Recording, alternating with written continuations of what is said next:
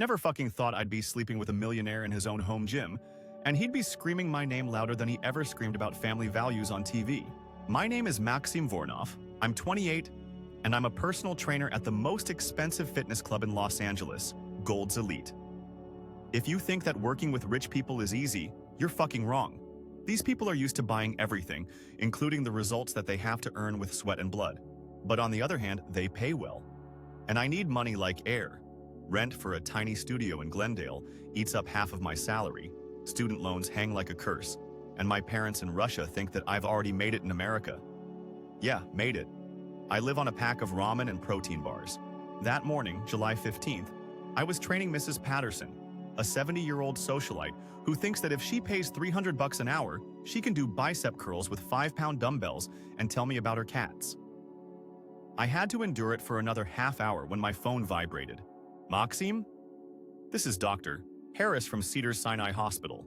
I have an emergency. I need the best rehabilitation therapist in town. Dr. Harris is a sports doctor I've been working with for 3 years. When he calls, it usually means serious injury and good money. What happened, doc? Achilles tendon rupture. Partial, but the patient needs very delicate rehabilitation.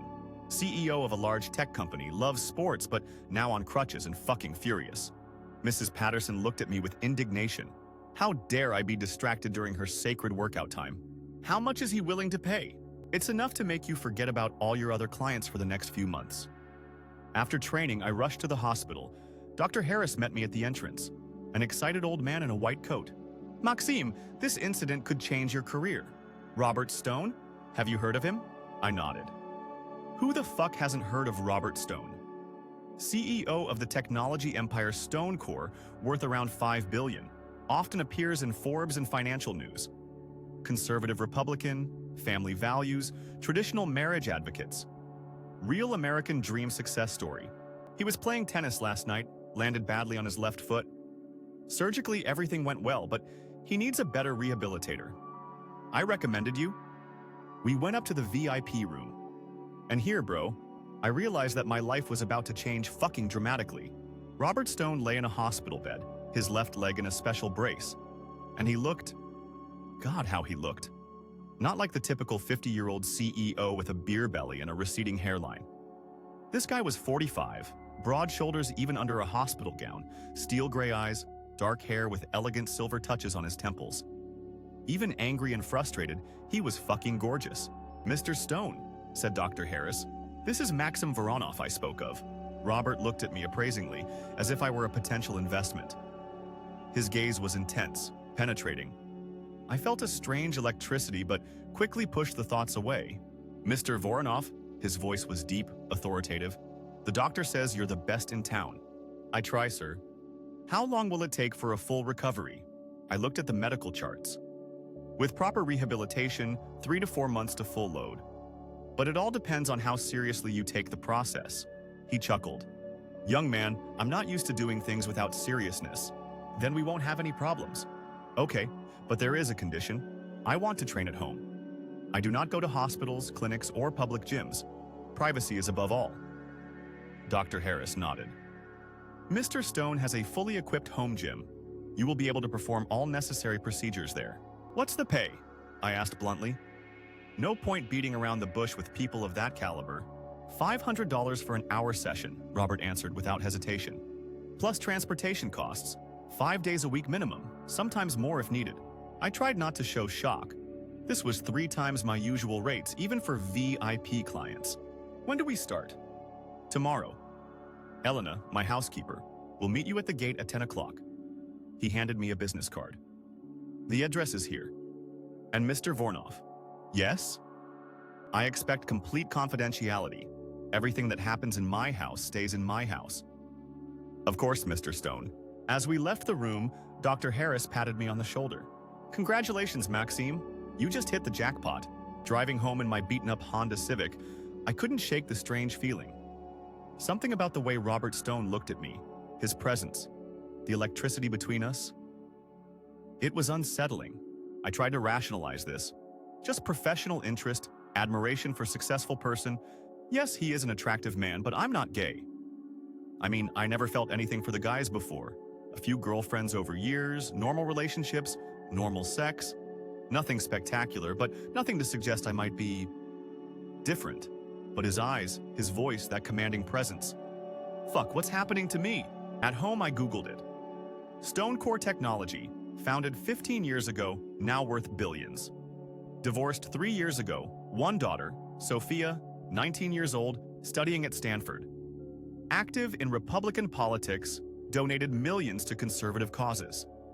Outspoken opponent of same-sex marriage, advocate for traditional family values. Perfect. I will work for a person who probably considers people like me, if I really like them, which I'm not sure about, an abomination. But $500 per hour, it's a game changer. In a few months, I'll be able to pay off student loans, maybe even move to a better place. I can handle this, I thought, falling asleep. Professional relationship, good money, nothing complicated.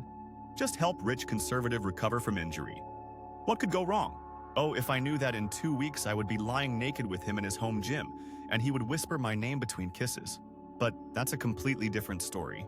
The next morning, I woke up at 7 a.m., nervous as a teenager on a first date, which is ridiculous. It's just a work appointment. But something inside me was excited, anticipating something I couldn't name. I chose professional outfit, black athletic pants, polo shirt, clean sneakers. Looking good but not trying too hard. Grabbed my equipment bag with massage tools, resistance bands, other rehabilitation gear. The drive to Beverly Hills took an hour in morning traffic. My Honda looked pathetically out of place among the Ferraris and Bentleys on the streets. But whatever.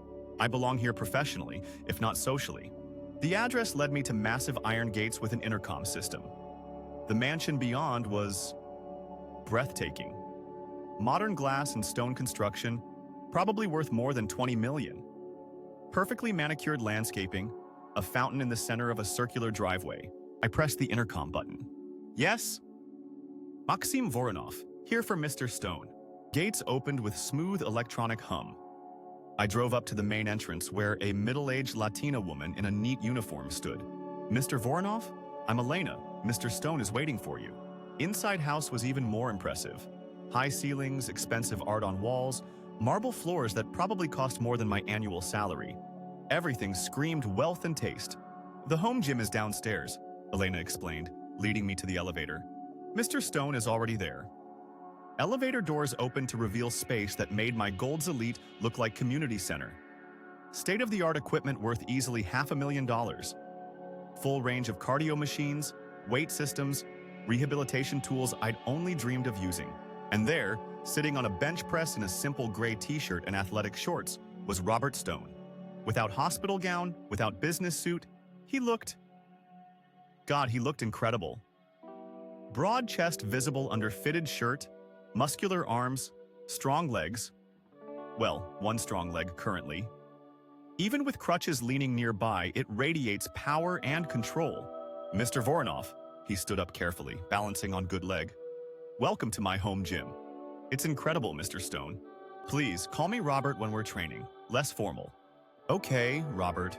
Saying his name felt strangely intimate.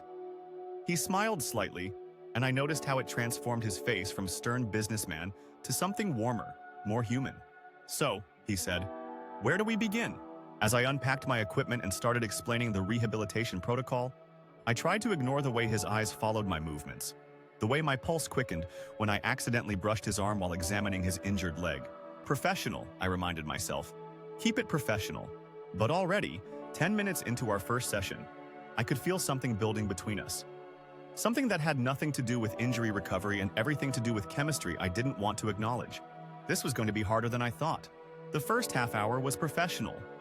I studied the x-rays, checked Robert's foot mobility, explained the rehabilitation plan. He listened attentively, asked intelligent questions. I felt at ease. This was my area of expertise. Here I knew what I was doing. We'll start with some simple stretching exercises, I said, helping him onto a special massage table. I'll need to touch your leg, check the range of motion. Of course, he nodded. Do what you have to do. And then, it all started. When I put my hands on his calf to slowly bend his foot, it felt like an electric shock was running through my fingers. His muscles were hard, but his skin was soft, and he smelled like some expensive cologne with notes of cedar. And something else, manly. Does it hurt? I asked, trying to concentrate on my work. No, everything is fine. His voice sounded a little tense, and when I looked at his face, I caught him looking at me. He wasn't looking at his leg, but at my hands. And there was something strange in his eyes. Like he felt this electricity between us too. Fuck, I thought. This is just a professional procedure. I've done this thousands of times with other clients. But why is my heart beating so fucking crazy right now? Robert, can you try bending your toes?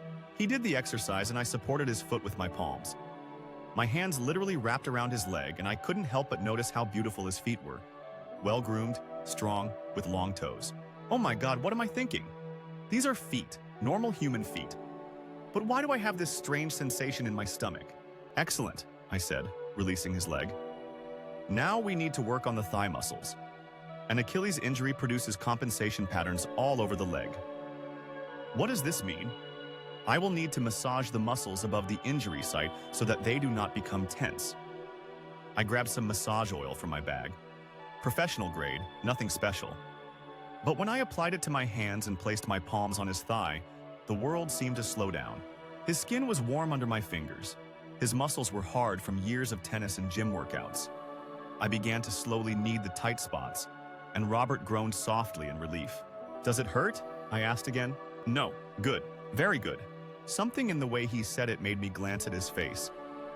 His eyes were closed, expression relaxed, almost beatific. His lips were slightly parted, and I noticed his chest rising and falling a little faster than usual. Fuck. He enjoys it not only as a medical procedure, and what's worse, me too. My hands moved up his thigh, kneading the muscles, but I couldn't help but think about how beautiful his skin was. How nice it was to touch. This was so wrong on so many levels. I was his personal trainer, he was my client. He was a conservative Republican who probably thought gays were an aberration of nature. And I didn't even know who I was. Maxime, his voice interrupted my thoughts. Yes? Your hands are very skilled. The compliment was innocent enough, but something in its tone. I felt heat rising to my face. Thank you. Many years of practice? Where did you study massage therapy? I continued to work his muscles, answering questions about my education, my work experience. Normal conversation, but underneath was this undercurrent of tension, as if we both understood that something more than professional interaction was happening. What about your family? He asked. Do they support your career? My parents are in Russia. They think I'm wasting my education by working as a trainer instead of becoming a doctor or a lawyer. And the girl? The question caught me off guard. Why would he need to know this? No girlfriend, I answered honestly. My last relationship ended 6 months ago. Why? I stopped the massage for a second. She said I was emotionally unavailable, that I had walls. Do you have walls? A strange question from a client. But something in his voice made me answer honestly. Perhaps. It's hard to open up when you're constantly worried about money, about the future. Money problems? Student loans, rent, the usual shit of a young man in Los Angeles. He nodded understandingly. I remember those days. When I started Stonecore, I lived on peanut butter sandwiches and coffee. Seriously? But your family was wealthy, wasn't it? Old money, but they cut me off when I dropped out of Harvard Business School to start a tech company. Said I was throwing away family legacy. It was surprising. I pictured him as a rich kid who inherited everything. Tough decision. Best decision I ever made. Sometimes you have to break away from expectations to find your own path. Our eyes met and I felt something passing between us. Understanding? Connection? Or something more dangerous? Your turn, he said suddenly. What? On your back. I need to work on the other side of my legs. Oh shit. This meant he had to turn around and I would massage the back of his thighs. More intimate position, more skin contact? Of course, I said, trying to sound professional. He rolled over carefully onto his stomach and I almost choked. His back was incredible. Broad shoulders tapering to a narrow waist, muscles clearly defined even under a t-shirt. And his ass. God, his ass in those athletic shorts. Stop it, I ordered myself. Professional. Keep it professional. But when I put my hands on the back of his thigh, my pulse accelerated again. The skin was even softer here, the muscles more relaxed. I began a slow, rhythmic massage, and it quietly groaned again. That feels amazing, he whispered into the massage table face rest. Good, this area often gets tight after an Achilles injury. My hands moved higher to where his shorts ended. Professional boundary, but so tempting. No, absolutely not. But then, something unexpected happened. As I massaged a muscle knot near the top of his thigh, he shifted slightly, and his shorts rode up just a little. I got a glimpse of more skin, the curve of his hip, and my mouth went dry. "Maxim," he said quietly. "Yes?" "Can you work a little higher? There's tension in my lower back too." This was a gray area. Lower back massage wasn't strictly necessary for Achilles rehabilitation, but often helped with compensation patterns. Medically justified.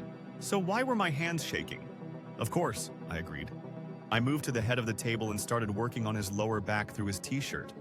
But the shirt kept getting in way, bunching up under my arms.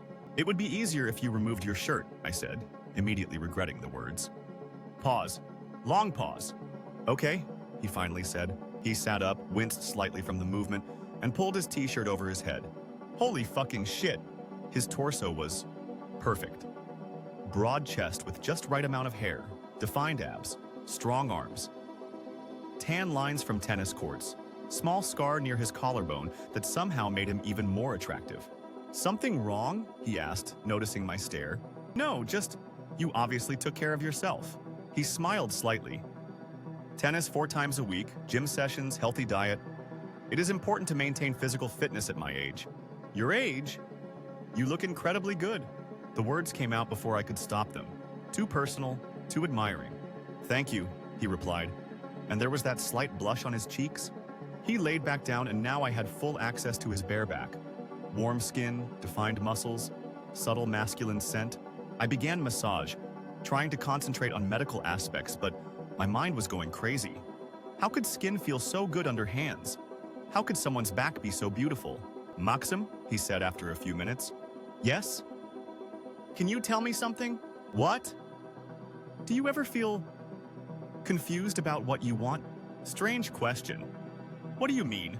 I built my whole life on certain principles. Family values, traditional marriage, conservative beliefs. But sometimes, he paused. Sometimes I wonder if I convinced myself to want things I thought I should want, instead of exploring what I actually want. My hands stopped moving. This conversation was venturing into dangerous territory.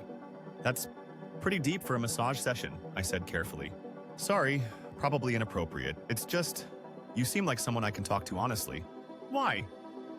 "Because you don't want anything from me except payment for professional services. Everyone else in my life wants access, connections, favors. You're here to help me recover, nothing more." If only he knew that thoughts were running through my head. "I think," I said slowly, "everyone questions their choices sometimes. It's human nature. Even choices about who we are, about what we desire." My heart was pounding. Was he asking what I thought he was asking? "Especially those choices," I answered quietly. Silence.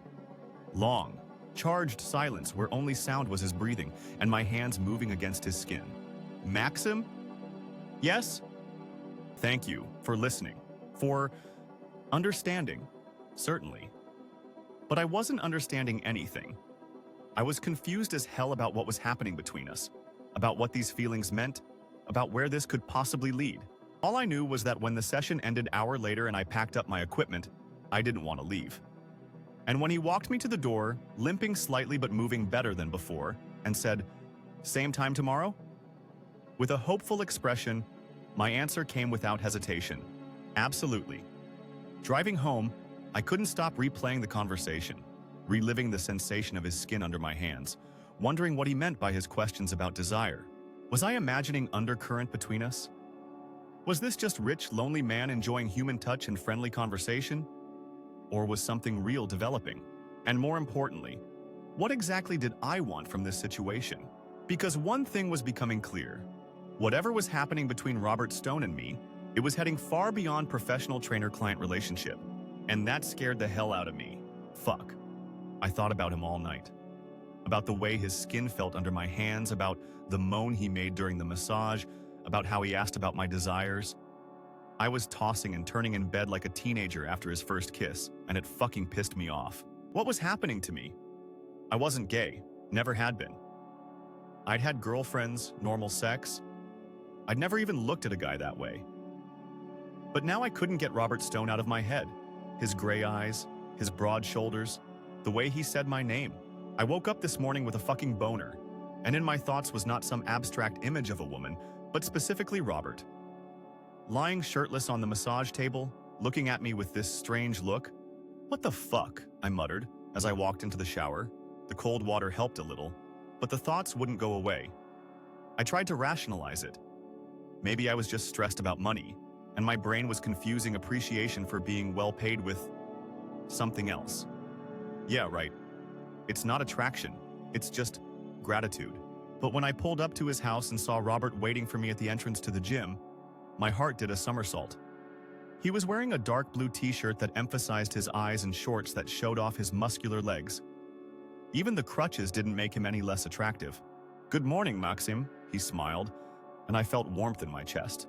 "Morning, Robert. How's your leg?" "Better. Yesterday's massage really helped." We went down to the gym and I tried to focus on my professional duties. Today I plan to add some light strength training, resistance band work, strengthening my stabilizing muscles. "Let's start with a warm-up," I said, taking the equipment out of my bag. The first half hour went well. Robert did the exercises, I corrected his form, explained the technique. Everything was professional, everything was under control. And then we got to the stretching. "Lie on your back," I instructed. "I'm going to lift your leg for passive stretching." He lay down on the mat and I stood next to him. I grabbed his injured leg by the ankle and calf, slowly lifting it up. But to properly control the movement, I had to lean over him, almost hovering. And that's when I realized we were in an incredibly intimate position. His face was inches from mine. I could feel his breath on my skin.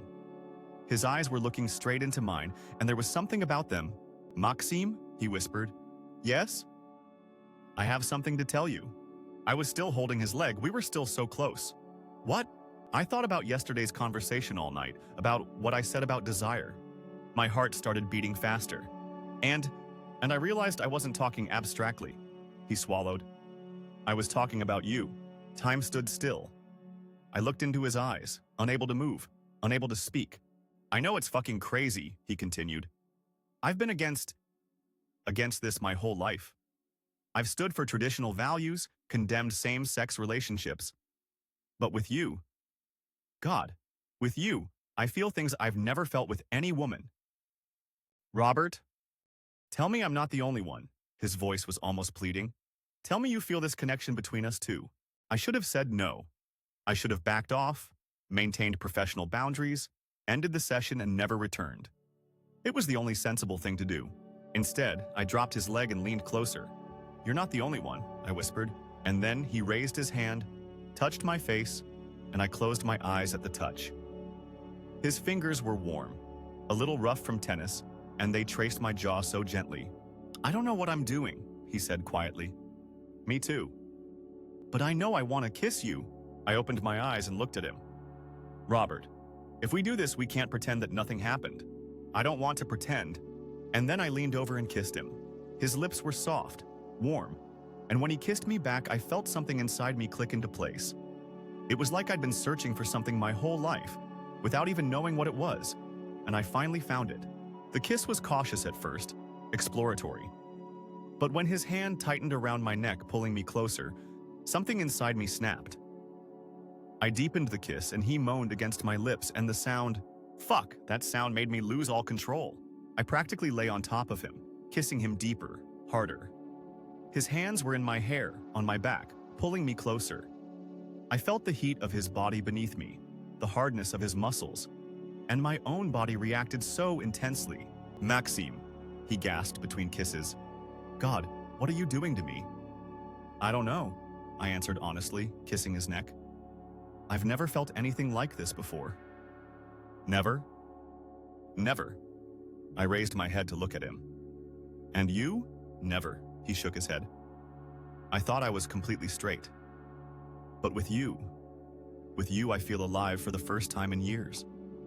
We lay there, breathing heavily, looking into each other's eyes. Reality slowly returned. "What are we doing?" I asked. "Something I should have done years ago," he replied, pulling me in for a kiss again. This time it was more intense. Hands everywhere, bodies pressed together, and I felt his hardness against my thigh and knew he felt mine. "Robert," I moaned as he began kissing my neck. "Yes?" "Your leg. We have to be careful." He laughed, breathless. "I don't care about the leg," but I forced myself to stop, to get up. "No, seriously, you can re-injure yourself." He sat down too, wincing slightly. "You're right, but Maxim ... Yes? I don't want this to be a one-time thing. I want to know what it is between us." I looked at him, disheveled, handsome, vulnerable. "But your reputation, your career, your political beliefs?" "Fuck my political beliefs," he said with an intensity that surprised me. "Fuck what people think. I've spent my whole life living for other people's expectations. Maybe it's time to start living for myself." "What about your daughter?" His face darkened. "Sophia. This will be difficult. She grew up listening to my speeches about traditional marriage. But she's a smart girl. I hope she understands." We sat in silence for a few minutes, processing what had just happened. "So," he said finally, "what next?" "I don't know," I answered honestly. "I've never been in such a situation." "Me too. But I know one thing. I want to spend more time with you. Not just these training sessions. Real time. How can this work? You're a millionaire. I'm a personal trainer. We have completely different worlds. Then we will create our own world." He stood up, balancing carefully on his good leg, and extended his hand to me. "Come here." I took his hand and stood up. He pulled me closer, hugging me with one arm. "I have a proposition," he said in my ear. "Which?" "After each training session, we can relax in the jacuzzi. Medical purposes, of course. Hot water therapy is good for muscle recovery." I pulled back to look at him. "Medical purposes? Absolutely medical." But his smile was anything but innocent. "Robert." "Maxim, I know this is complicated. I know we're both confused about how we feel. But I also know I don't want to pretend nothing happened. Give us a chance to get to know each other better." I should have said no. It was risky, potentially dangerous for both of us. But when I looked into his eyes, saw the vulnerability there, felt the connection between us. "Okay," I said, "but slowly. I need time to figure out what this all means." "Slowly," he agreed. "Although after that kiss, slow will be very difficult." He was right. As we finished the session and I packed up my equipment, every casual touch, his hand on my shoulder, the brush of our fingers as he passed me a water bottle, sent electricity through my body. "Tomorrow?" he asked as I prepared to leave. "Tomorrow," I nodded. "And Maxim?" "Yes." "Thank you for being honest with me, for not running away. Thank you for being brave enough to say what you feel." Driving home, my mind was a whirlwind of emotions. Confusion, excitement, fear, anticipation, all mixed together. I had just kissed a man. Not just any man, but a conservative millionaire client who was paying me huge money. And worse, or better, I wasn't sure. I wanted to do it again. What did this say about me? Had I been gay all my life and just didn't know it? Or was there something special about Robert? One thing I knew for sure was that my life had just changed forever. And despite the fear and uncertainty, I was excited to see where it would lead. The next 2 weeks were the most fucking awesome and at the same time the most fucking stressful of my life. Every day we played this strange game. An hour of professional rehabilitation where I was the trainer and he was the client. We talked about exercises, discussed progress, maintained appropriate distance. But every accidental touch, every glance, every accidental touch of fingers charged the air between us with electricity. And then, when the session officially ended, we turned into something completely different. "Medical therapy," Robert said with a straight face, leading me to the jacuzzi area. "Hot water is very beneficial for muscle recovery." "Sure," I replied, trying not to watch him take off his t-shirt. "Strictly medical." But when we were sitting in the hot bubbling water, naked except for swim shorts, with his foot carefully positioned on an underwater ledge, nothing medical was happening. The first few days we just talked. About life, dreams, fears. I told him about my childhood in Russia, about how my parents sacrificed everything to give me an American education. He shared stories about building StoneCorps from scratch, about the pressures of being a public figure, about loneliness success. "You know what's funny?" he said on the third day, playing with bubbles in the water.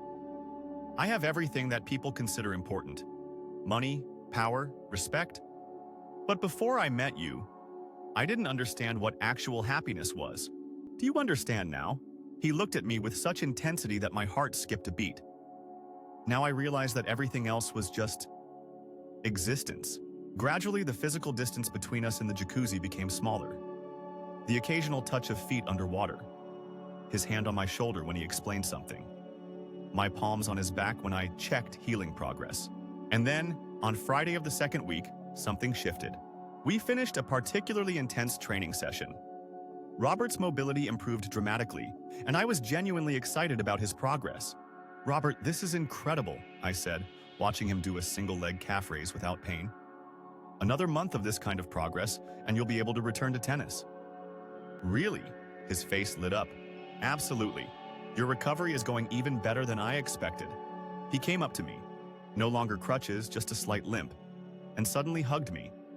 Tight, grateful hug, and I felt the warmth of his body, the smell of his skin. "Thank you," he whispered in my ear, "for everything." I should have pulled away, professional boundaries. But instead, I hugged him back, and we stood there, holding each other, and it felt so right. "Maxime," his voice was low, husky. "Yes?" "Jacuzzi?" "Yes." But this time was different. When we settled in the hot water, he sat closer. Much closer. Our legs touched underwater, and the electrical current between us was almost visible.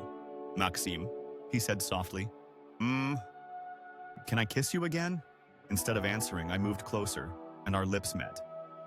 Soft at first, tentative, but then deeper, more urgent. His hands in my hair, my arms around his shoulders, and hot water surrounding us, creating our own private world. "Oh my God," he gasped as we broke apart. "What are you doing to me?" "The same as you did to me." He pulled me closer until I practically sat on his lap, and we kissed again. This time with more passion, more need. I felt his hardness against me, knew that he felt mine, and the heat between us was having nothing to do with the jacuzzi temperature. "Robert," I managed between kisses. "Yes?" "Your daughter? When is she returning from Stanford?" "Next weekend." His hands stopped their exploration of my back. "Fuck, I forgot. Reality check. Sophia would be home, and our secret little world would become much more complicated. Maybe we should slow down," I said, though every fiber of my being wanted the opposite. Maybe, but he didn't let go of me. "Or maybe we should make most of the time we have." "What do you mean?" "Stay tonight," he whispered. "Elena went to her sister's for the weekend. The house is empty until Sunday evening."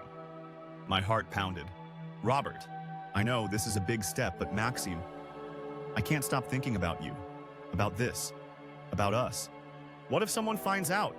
Who's going to know? Neighbors are too far away. I can disable security cameras. It will be just the two of us." I should have said no. This was moving too fast, becoming too risky. But the way he looked at me, vulnerability in his eyes mixed with desire. "Okay," I said, "but I need to go home first. Get some things." "Sure. Dinner at 8? Is this a date?" "This is whatever you want it to be." Driving home, my mind raced. What did I do? This wasn't just kissing anymore, it was moving towards something much more serious. But excitement outweighed fear. I wanted to know what he would be like with him. All of it. I packed an overnight bag, trying not to overthink. Clean clothes, toothbrush, condoms, just in case, and small bottle of good wine I had been saving. When I returned to the mansion at 8, the entrance door was open, soft music playing from inside. Candlelight flickered in the dining room, and the smell of amazing food filled air. "Jesus," I said, finding Robert in the kitchen, wearing dark jeans and a white button-down shirt. "Are you cooked?" "Elena left instructions," he smiled. "Plus YouTube tutorials. Hope you like Italian." Dinner was incredible. Homemade pasta, wine, conversation that flowed easily as always between us. But underlying tension was there, anticipation of what might happen after. "Maxime," he said as we finished dessert. "Yes?" "I want you to know, I don't have expectations for tonight. We can just sleep, just hold each other. Whatever you're comfortable with." "What do you want?" "Honestly," he met my eyes, "I want everything, but only if you want to." After dinner, we moved to the living room. Huge space with floor-to-ceiling windows, comfortable couch facing fireplace it had lit. Romantic as fuck. We sat close together on the couch, sharing a bottle of wine, talking softly. His hand rested on my thigh, my head on his shoulder. Comfortable intimacy I had never experienced before. Maxime? No regrets? I lifted my head to look at him. About what? About this, about us, about changing everything in your life. Has it changed everything? For me, it has. Completely. I thought about it. A month ago, I was struggling personal trainer, working for people who barely noticed me as a person. Now I was falling for millionaire CEO who made me feel seen, wanted, alive. Yeah, I said honestly. It's changed everything. But Robert? Yes? Best change that ever happened to me. He cupped my face gently. Really? Really? And then we were kissing again. But this time was different. Not urgent, desperate kissing from jacuzzi. This was slow, tender, full of emotion that had been building between us. Upstairs, he whispered against my lips. Yes. His bedroom was like everything else in the house. Elegant, expensive, but somehow warm. King-size bed, more candles must have lit earlier, city lights twinkling through windows. We stood next to the bed, suddenly nervous. This was it. Point of no return. We don't have to, he began. I silenced him with a kiss. I want to, I said. With you. Afterward, we lay tangled together in sheets, breathing slowly, returning to normal. Robert's arm around me, my head on his chest, listening to the steady beat of his heart. Maxim? That was... Yeah. I love you. Words I wasn't expecting. Words that made my chest tight with emotion. Robert. Sorry, too much, too fast? I lifted my head to look at him. His face was vulnerable, uncertain. No, I said softly. Not too fast. Because I love you too. Relief washed over his features. Really? Really? Though I never thought I would be saying those words to anyone, let alone conservative Republican millionaire? Exactly. We both laughed, tension breaking. What are we going to do? I asked. About what? About Sophia coming home. About your public image. About the fact that it can't stay secret forever. His expression became serious. I don't know yet. But Maxime? Yes? Whatever we figure it out together. Okay? Okay. We fell asleep like that, wrapped around each other, and for the first time in months, I didn't worry about money, about the future, about anything except how right this felt. But in the back of my mind, a small voice warned that this perfect moment couldn't last forever. Soon reality would intrude, and we'd have to face consequences of what we had started. Tomorrow, Sophia would be home. Tomorrow, everything would become much more complicated. But tonight was ours. You know those moments in life when the world falls apart in one fucking second? When you realize that all your happiness was built on very thin ice? That's exactly the moment that happened to me on Sunday, August 3rd, at 3:47 p.m. Robert and I had an incredible weekend. Friday and Saturday were like a honeymoon. We cooked together, watched movies on the huge screen in his home theater, made love everywhere we could in this mansion.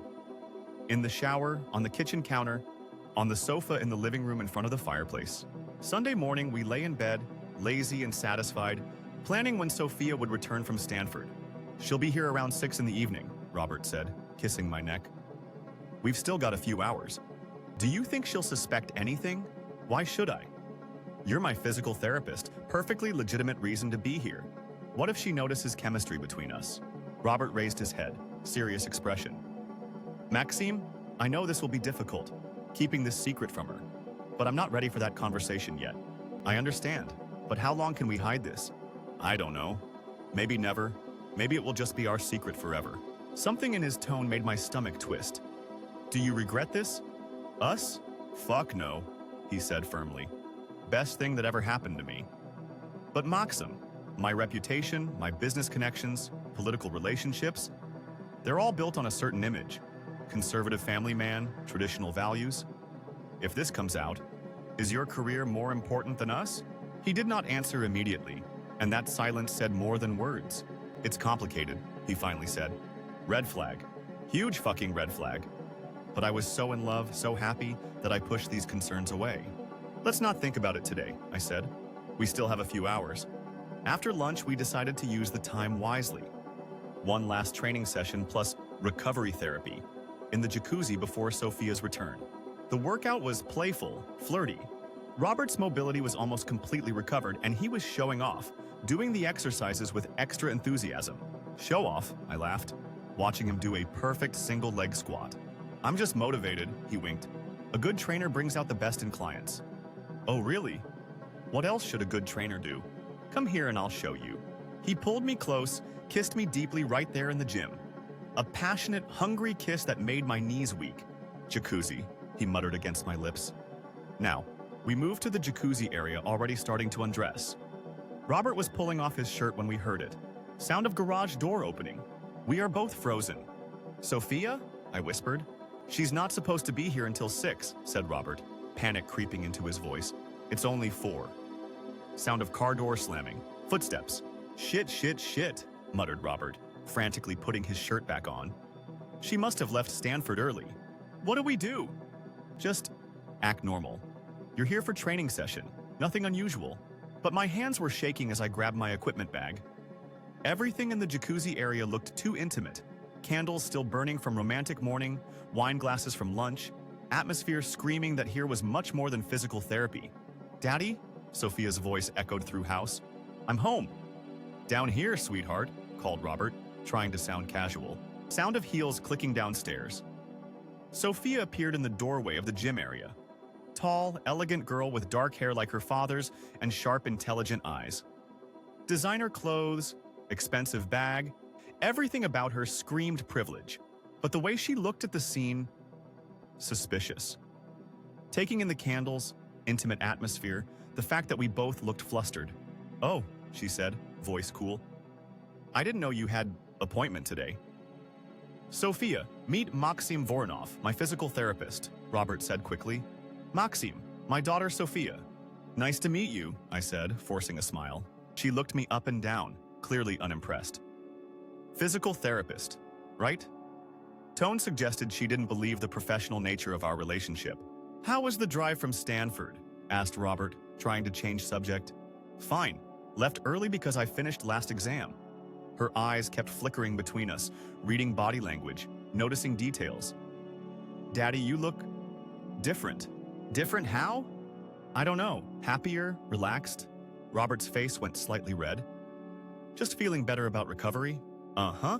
Sophia moved closer, and I could see sharp intelligence in her eyes. This girl was nobody's fool. Well, I'm going upstairs to unpack. Will you be finished soon?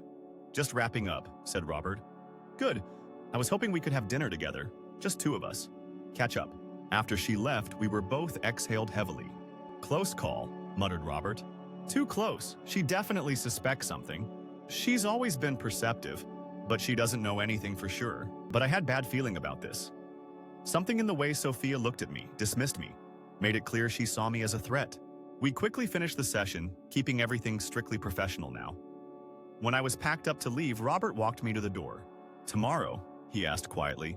Yes, same time. Maxim. He hesitated. Maybe we should be more careful while she's home? Of course. But as I drove away, anxiety gnawed at me. This was the beginning of the end. I could feel it. Sophia's presence would make everything more complicated, more dangerous. I had the right to worry. Next morning started normally. Professional training session, Sophia apparently still sleeping upstairs. Robert and I maintained a careful distance, talked only about exercises and recovery. But when the session ended, Sophia appeared. Daddy, can I talk to you? She said, ice-cold politeness. Privately? Of course. Maxim was just leaving. Actually, Sophia's voice stopped me at the door. Maybe Mr. Voronov should stay, since this concerns him too. My blood ran cold. Sophia, what's this about? Asked Robert. She pulled out her phone, opened Instagram. Curious thing happened last night. My friend Madison posted this story from Beverly Hills restaurant. She showed us screen. Video of 2 men having intimate dinner at corner table. Candlelight, wine, leaning close together. Obvious romantic atmosphere. It was us. Friday night dinner. Funny, continued Sophia, voice dripping with sarcasm. One of them looks exactly like my father. The other looks like his physical therapist. Silence. Dead, crushing silence. Sophia, began Robert. How long? She cut him off. How long have you been fucking him? Sophia! Don't! She screamed, composed mask finally cracking. Don't you dare lecture me about language after what I just saw. Tears started streaming down her face, but they were tears of rage, not sadness. Do you have any idea what this means? It continued. Do you know what this will do to our family reputation, to your business, to everything you've built? Sweetheart, let me explain. Explain what? Sophia was hysterical now. That everything you taught me about family values was bullshit? That every speech you gave about traditional marriage was lie? That my father is a fucking homosexual? The word came out like poison, pure disgust. Robert's face went white. Sophia, please. And you? She turned on me with fury I had never seen before. You gold-digging whore? Think you can seduce my father for his money? It's not like that, I said quietly. Isn't it? She screamed. Poor little immigrant boy finds rich American sugar daddy? How much is he paying you? For training sessions or for spreading your legs? Enough, roared Robert. That's enough, Sophia. No, Daddy, this is not enough. Do you know what happens when this gets out? Because it will get out. Madison already asking questions. Social media never forgets. Your political friends, your business partners, they'll destroy you. Sophia was right and we all knew it. Maybe I should go, I said. Yes, Sophia agreed immediately. Leave, now, and never come back. Sophia, stop, Robert said, but his voice lacked conviction. I could see conflict in his eyes. Love for me fighting against fear for his reputation, his relationship with daughter, his entire life. Choose, said Sophia suddenly. Right now, him or us. Your family or your... whatever this is. Moment of truth, everything hanging in balance. Robert looked at me, pain clear in his eyes. Maxime, I know, I said softly, understanding flooding through me.